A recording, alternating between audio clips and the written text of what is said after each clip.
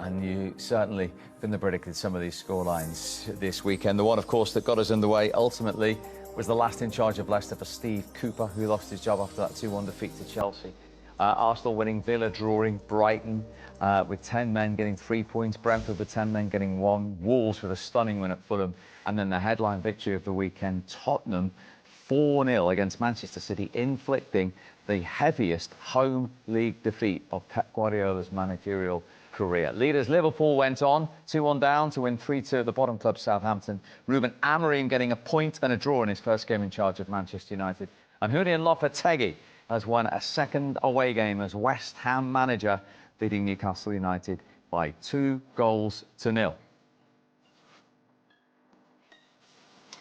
And it's a great sight for Liverpool fans at the top. 8 points clear, 12 games in, ahead of Manchester City, who, of course, they play at Anfield next Sunday, when we'll be on the road for you on Merseyside for Matchday Live. Then come Chelsea and Arsenal, locked on 22 points. Brighton just out of the top 4 on goal difference. Newcastle have missed the opportunity to go into the top 6. They stay in 10th.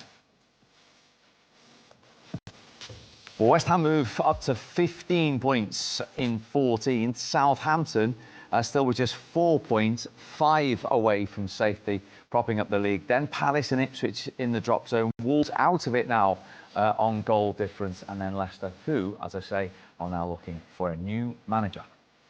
Lucas, you walked into this interview, you've said you're so tired. That was a shift, but so deserved for West Ham. Yeah, play there against Newcastle is so hard. You do very well. You need to keep in this way. What was the difference tonight in this team? We saw a lot of confidence amongst the players, confidence that perhaps we haven't seen this season. So we work a lot in the week, and you need to play again like a team. And now today you did this. And for me, I think it's the best thing you can do. We were talking to the captain, Jarrod Bowen, before the game. He was talking about Julen Lopetegui being a driving force, new ideas with the ball. There was a real togetherness, willingness amongst the players to do well for him. Yeah, of course, it's a new idea. You try to put in the pitch all the thing, and the coach asked it to us. And today I think you did it. And the players, you would see on that performance, supporting him as well. Yeah, I need to keep in this way. Of course, we need to keep confidence for the next match, and now you need to recover and work a lot.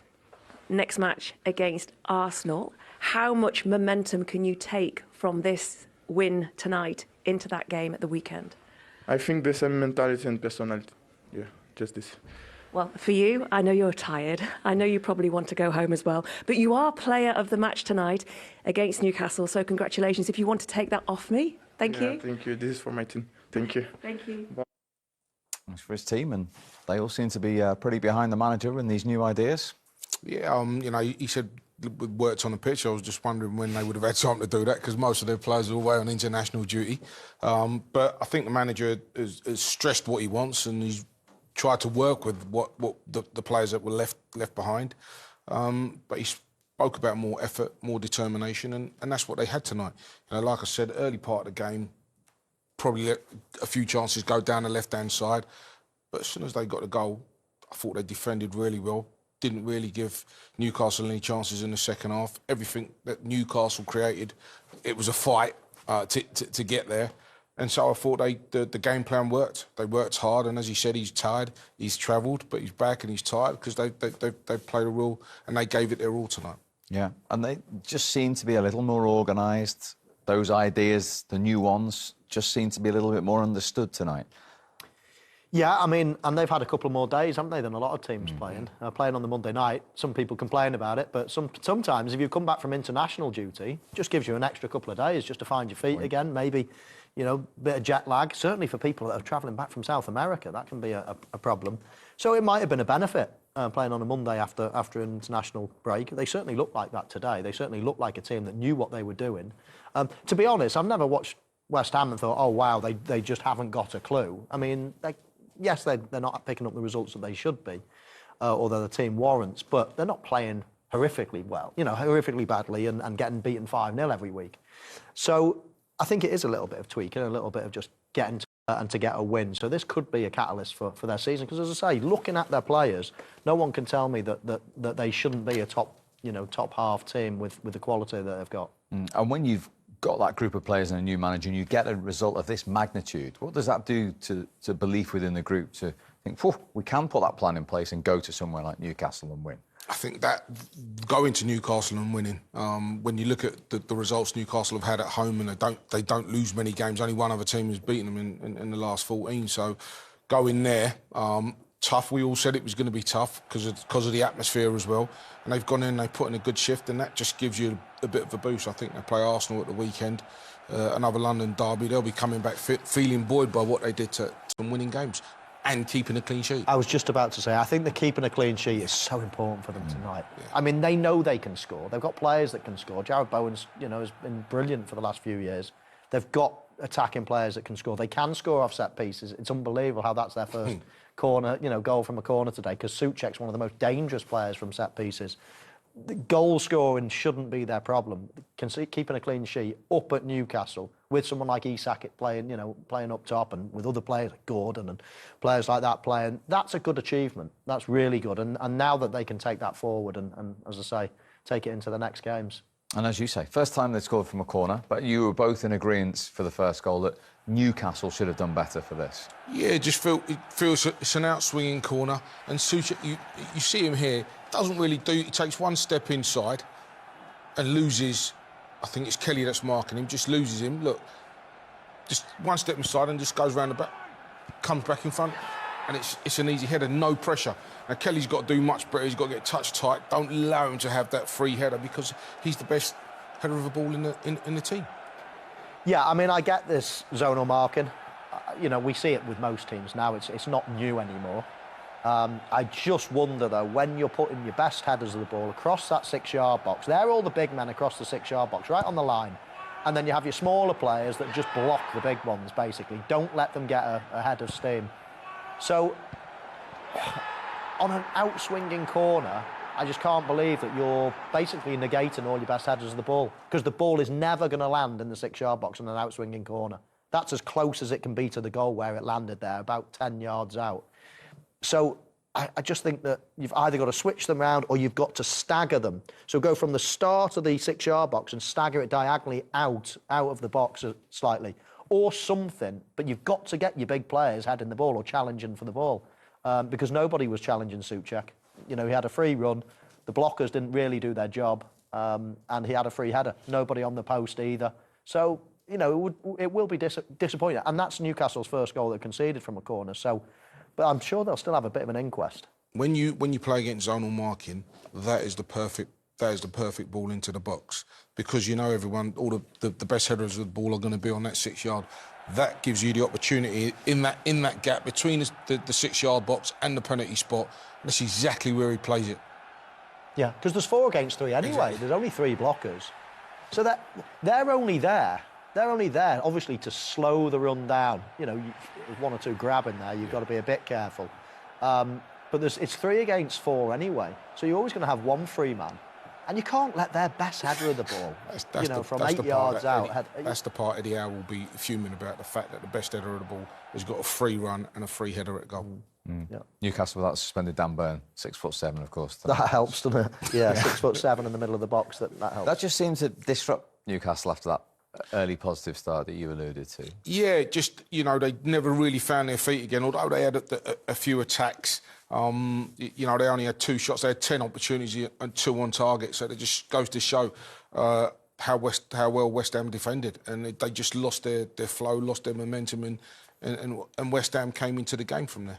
Yeah. They had a little flurry at the start of the second half, and then 8 minutes into it, they were 2 down through Aaron Wan-Bissaka. They originally had the ball, though.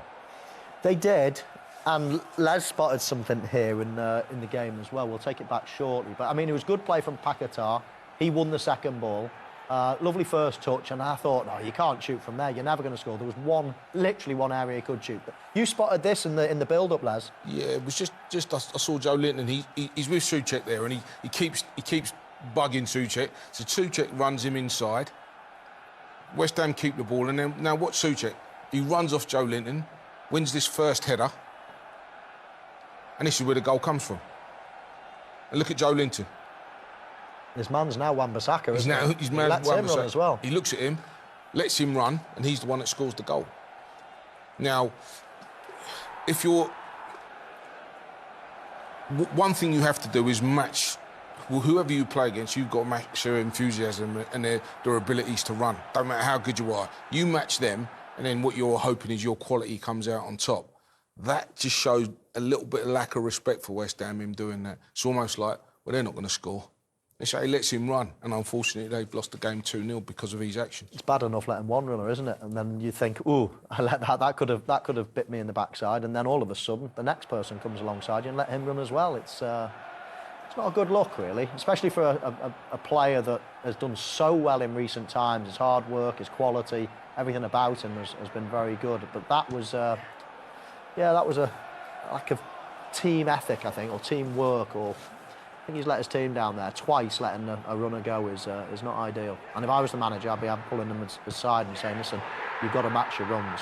You know, the first one is unforgivable in the first place. To do it again seconds later, you can't do that. That's cost us the second goal and cost us the match ultimately. And Wan-Bissaka's only ever scored 3 Premier League goals, 2 of them at St James's Park. And that was a collector's item. Yes, you know, he obviously likes going there, and as you said, once he got into the box, Michael said, he can't score from there, but, you know, he took the chance, goes across the goalkeeper and wins his team the game. Penalty shout for Callum Wilson, who came off the bench. What do we think here, centre-forward Union? Yes, definitely penalty shout. I thought it was a penalty, Steve. So it should have been given on field, but then what? Do you think it's a clear and obvious? Oh, that's then the debate, isn't it? And then I suppose if it is a debate, then no, I'm not screaming and shouting at VAR. Well, I think that's a penalty. I think he's grabbed him enough to prevent him from jumping and potentially heading the ball. I think if he doesn't grab him, Wilson heads that ball in the back of the net. Yeah. You know, he's all over him, and I can understand a little bit of contact, but his arm's wrapped around him. Well, in that case, if you think that, and there's no doubt it should have gone to VAR then, and, well, it did go to VAR. Yeah. VAR checked it, and they thought not. But if you think he would have scored it, it should have gone to VAR. I thought it was a penalty as well. I just wasn't 100% sure that he would have got onto it and headed it in. But if that's the case, and if Les, you know, thinks that, then I think they probably should have. Because that might have just given them a little bit ray of hope at that point, mightn't it? Yeah. From the penalty spot. Certainly would have done, and you look at that and you think, I think if he's allowed to jump, he gets up high. It doesn't look that he gets up because he's wrapped around him. And he doesn't get the opportunity to jump, and he only doesn't get the opportunity because his arms are wrapped around him and he's all over him. So that's why I would say that was being in that position myself. I think 100%. And really, I know we say, oh, you can't be in any doubt for the referee or for VAR to then reverse it and say penalty, but really, if he's not been given the opportunity, surely then you have to go side with the attacking player there. You can't just prevent someone from jumping and then say, oh, we're not sure whether he would have got it or not. Well, hang on a minute. You know, you've got to then favour the attacker because he's the one that's been fouled. And if we're not sure that he would have got it or not, then I would side with the attacker because he's been prevented from us finding out for good. So, yeah, I thought that was a penalty. But either or, I mean, Newcastle looking for little straws of comfort there. West Ham deserved to win this game. They were the better team. Yeah, over the 90 minutes, you would have to say that, you know, Newcastle didn't do enough to win the game. And, you know, Isak had a shot at the end, with a left-footed shot, which, you know, Michael Bridges said summed up the game for me. Never really made no contact, wasn't pure. And that's how Newcastle were today. They were stuttering. You were on the edge of your seat going, come on, come on, come on. Never quite got there. Never quite got there. So it ends up being a big lift and a big win for the West Ham manager, Julen Lopetegui. Julen, congratulations. How big a win is that? Thank you. Yes, we are happy. It's always a big win to win away or to win at home in Premier League. But against the one team has Newcastle, a very tough stadium, tough match, a very good player, good manager. And okay, we are happy because we need to have one kind of match as today, but we are happy. But okay, 3 points more and we have to look forward. How important was your start to get Thomas Souček's header very early on, seemed to settle the team? In all the matches it's important, all the moments. There are key moments was important to start. This one one stadium when they push a lot in the first minutes. And I think that we have been with personality in our start. And fortunately, we score one goal, always is good. We suffer, they have chances to draw in the first half, 2 or 3. But I think that we keep personality, and the second half, I think that we deserve to win. Sometimes you win, you don't deserve. I think today, to be honest, I think that we deserve these 3 points. We are happy for the players. I am happy for the fans, more than 3,000 here, very so far of London. So we are happy above all for them. We can't the possibility to give them a lot of good days. Unfortunately, we are going to work hard because they have more days as today because they deserve. We work for them, and we are happy. And above all for the players because I think that, okay, we need to find one identity as a team, and you are trying to find this as is important. But we have to look forward and to prepare the next match very well and to work hard. You talk about looking forward. How important is it? Obvious thing to say, but to build on this now, you, the players, the club, to put what has been a difficult spell behind you. Always is important, the time, and always is important to try to give one different identity. It's not better or worse, it's different, and trying to put always the team behind the players, always the team. Working for the team, trying to give the best of each player to the team. Okay, today we did. Unfortunately, we won, so we are happy for them. But I repeat, there are 3 points. We have to keep going and to look forward for the next challenge. They are going to be very tough too. Each match in Premier League is one adventure, and we have to be ready. And football is a game of emotion. You've had lots of questions thrown your way about your future. Did this win mean a little bit more to you because of all the questions that came your way? All the coaches, we have this kind of life. We have to get used to work with this kind of situation, but always believing in our work, in us, and in the players. The more important thing, we believe in the players. We know they are not going to be easy for no one team in the Premier League. I think that we have a lot of points to win until the last decision. Has a lot of teams, but above all, for me, the more important thing is to be able to be one team and to achieve one kind of identity to overcome and to increase as a team. Appreciate your time. Thank you very much. Thank you. Yeah, huge win. Arsenal at the weekend at the London Stadium. And then, Michael, May, they feel they've got a run of fixtures where they can get some of this consistency they're searching for? Yeah, they will. It's funny, though, isn't it? We say, oh, they need to be consistent, and then all of a sudden you look at the next 6 and it's Arsenal next. I mean, how can you be consistent in this Premier League? It's so difficult. You're playing against great teams virtually every week. But yes, you're right. Get that Arsenal game out the way. If they can pick something up from that, then great. And then it's a little bit calmer waters after that. All smiles for Julen Lopetegui. Not a good night for Newcastle and their manager, Eddie Howe. Eddie, you spoke before the match and you said you were expecting a difficult night against West Ham. But did that take you by surprise? I don't think anything takes me by surprise in the Premier League. I think we know every team's got qualities. Yeah, I felt the goals changed the game today. I think the first goal, especially so early, made it difficult for us, but I thought we responded really well. I thought we were the dominant team going in at half-time. The game could have been very different if we'd taken one of those chances in that first half. Then they score again in the second half. I don't think we responded well to that goal. I think then we lost a bit of confidence and became a bit ragged at the end. You started each half, though, so brightly and had so much possession and so much control, but it just seemed to ebb away from you. Yeah, it did, and I think we were I'm pretty pleased with the first 60 minutes, albeit we're losing the game 2-0. I think there was a lot of good play from us. We did open them up and had chances to score. Unfortunately, goals will always change the perception of everybody, but up until that point, I was pretty pleased. The last half an hour didn't like us at all. I thought we lost our way a little bit, became a bit too desperate to score, and made some bad decisions with the ball. But certainly a game that we'll rue, I think, when we watch it back. What about those goals then that you conceded? The corner, Souček having that opportunity, and you don't really leave him on mark, do you? And then the second goal that West Ham scored, it just seemed to time stood still. Yeah, I mean, I think for both goals we'll look back and know we made individual mistakes. We can't give a player Souček's aerial ability, that space in the box. Disappointing from our perspective, having started the game so well and put them under intense pressure at the start of the match. And then the second goal, as you say, too easy. We let them come inside with the pass, and very uncharacteristic from us, really, because we've defended well in recent weeks. When you say that you lost confidence in the second half, you're not a team that loses confidence a lot, are you? Well, I think it was linked to, we got a couple of injuries, and then the team at the end, we had players playing out of position, so I didn't like the look of us in the final stages of the match. And as I say, I think it was just out of desperation to score. We made some bad decisions with the ball, and then ultimately ended up losing control of the game. But as I say, up until that 60-minute mark, I was pretty pleased. I thought that we looked the dominant team, and on another day we could have won. You have no complaints at all with the decisions that were made as well, with the VAR, the two decisions that kind of went against you? Well, are you talking about the penalty? The penalty and the goal was ruled out in the first half. For Callum's penalty, I thought was a tight call, but I'd need to see it again. That's only an instant sort of reaction from me. The offside goal I actually thought looked really tight. I was expecting it to take longer and hopefully drop in our favour, but it didn't, so we have to accept it. And how do they rediscover the momentum they had before the international break? They've got Palace away next. Yeah, and that's getting back on the horse. You know, today's performance weren't good enough. Like he said first, when he said after the first goal they reacted well, I had to think, did they react well?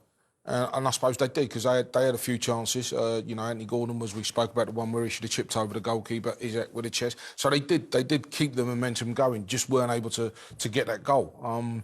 Second half, I didn't think they were that good. I didn't really think you know, 60 minutes, I'd have probably given them a little bit less than that. In terms of, I thought West Ham looked really comfortable, and at times played their way out, played some nice football.